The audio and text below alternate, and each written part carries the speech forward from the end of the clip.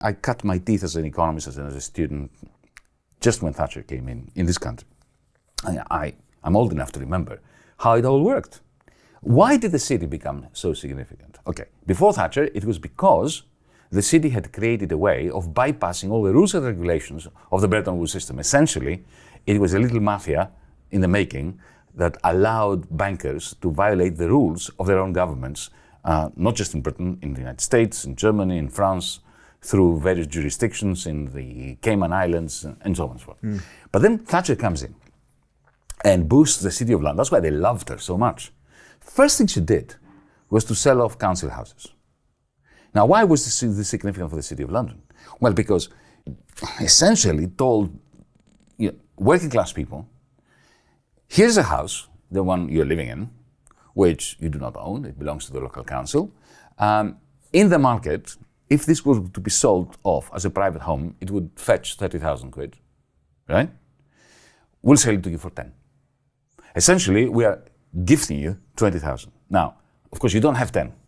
So go to the bankers to get it, right? That's first number one. That's financialization's commencement in this country.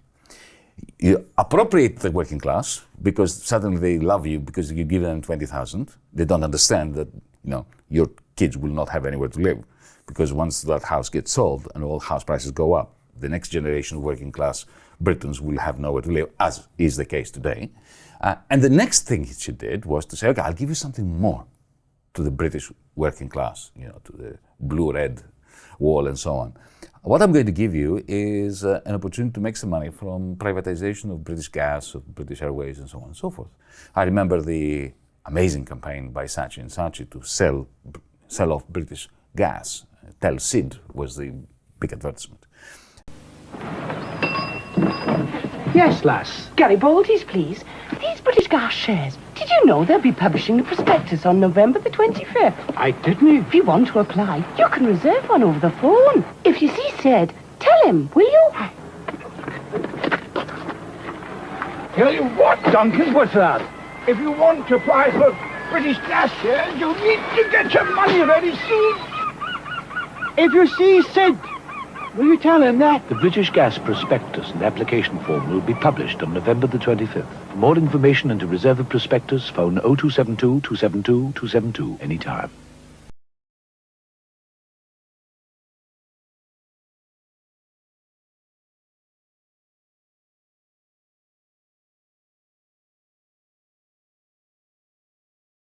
Sid, of course, was a working class person.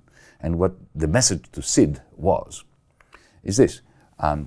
Look, we are going to take British Gas, we're going to chop up its value in little bits called shares. And we will, because we are Democrats and we want to push for a share owners democracy, we're going to limit the amount of shares that anyone can buy. So we're not going to give British Gas to some conglomerate. We're going to give it to you, Sid. So can you raise £2,000? Because if you do, then we will give you a share of a portion of British Gas.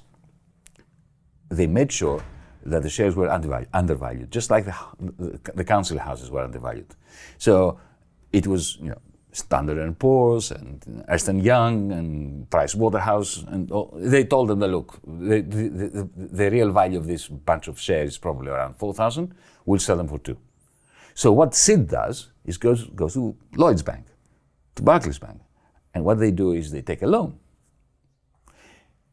2,000, because they know that the next morning they can sell it for 4,000.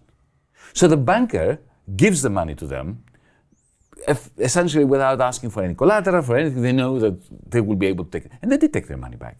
But suddenly, you had a massive boost of share sales and the co-opting of a large chunk of British society into the stock exchange. Of course, after that, they were jettisoned because then the sharks come along and buy all the shares and suddenly British Gas belongs to a conglomerate within a week. This is financialization. So it takes politics, and it takes cynicism on behalf of parliaments that allow this to happen and legislate so that while industry is being depleted and shut down, the wealth of the nation is bestowed upon the City of London. And then the City of London says, you can't touch me. I am the center of this nation's wealth. Kind of like a mafia. It is a mafia. It's exactly like the mafia in Cuba before Castro.